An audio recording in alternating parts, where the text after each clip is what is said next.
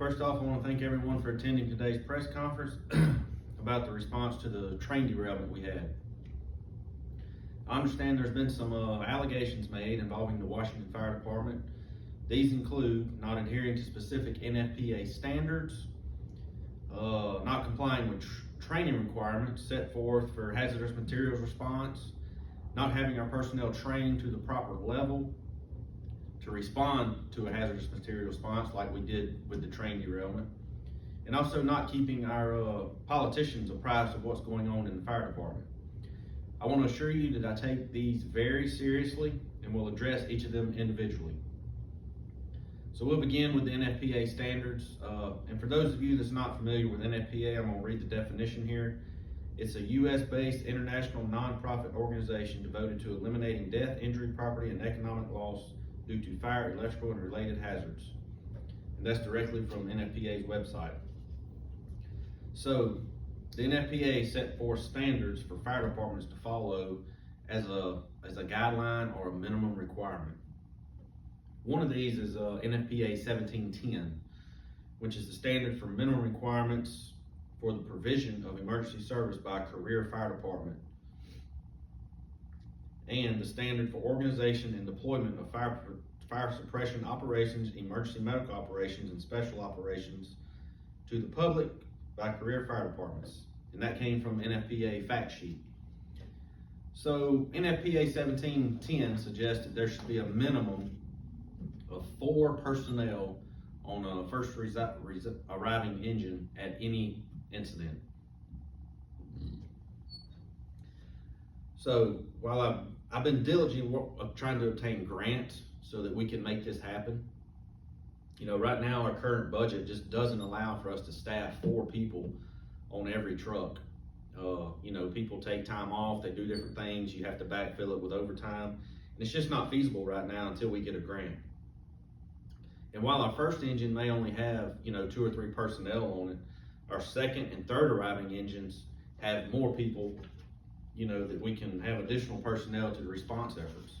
So it's just not those few people working the whole incident. It's just that initial truck may not be up to par with the 1710 standard, where there is a lot of fire departments across the country have this same problem. I've been working towards a 1-year timeline to get our personnel the hazmat response training required by OSHA. And this training is mandated by law for anyone who could be exposed to hazards and materials at work. However, I've only been in this position for a limited time, and I haven't achieved all of our training goals for all of our current personnel. I'll continue to work with our personnel and on the timeline to see that this training gets done sooner rather than later, so that we're better prepared to face responses like we did with the train derailment. And everyone that goes into this profession knows that this job comes with dangers, and we will face them every day. And I want to make our responders in the city, I want them to be prepared as they can be for all sorts of emergencies, including hazmat responses. To take the training for hazmat one step further, an allegation was made that our personnel did not have the HAZWOPER training before they entered the hot zone. So HAZWOPER, or Hazardous Waste Operations and Emergency Response, is training for people that work with high concentrations of hazardous substances. The training teaches workers to stay safe by performing dangerous tasks. HAZWOPER training aims to reduce the risk of injury, illness from exposure to dangerous substances, and that's from the U.S. Department of Labor. This training HAZWOPER covers a wide range of aspects when it comes to hazmat stuff. And to give you an example, when the oil spill happened in the Gulf of Mexico, they hired people to walk along the beach and pick up tar balls. Those people had to undergo HAZWOPER training because they could be potentially exposed to a hazardous material. I want to go a step above that and train our personnel to the hazmat tech level so that they can respond and they can mitigate the problem. Again, hazmat techs will, you know, they're responsible for mitigating the problem. The fire department does not get into cleanup and disposal of the hazardous materials. We don't have the equipment, the manpower to deal with this. So a third-party contractor, especially in hazardous waste cleanup and disposal, will handle the cleanup and the process as far as that goes. We want to train our people to mitigate the problem, stop the leak, that type thing, and then contact a third party for cleanup. In this instance, the responder had to make some tough choices.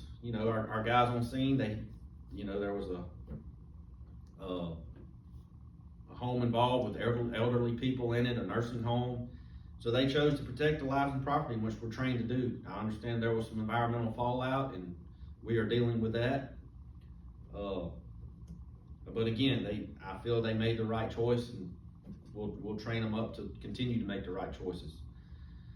The allegation that our elected officials are not staying apprised that's just entirely unfounded. I attend every city staff meeting, workshop, and council meeting to do just that, keep them apprised. They are fully aware of what's going on in the fire department. We discussed the grants that we apply for more staffing.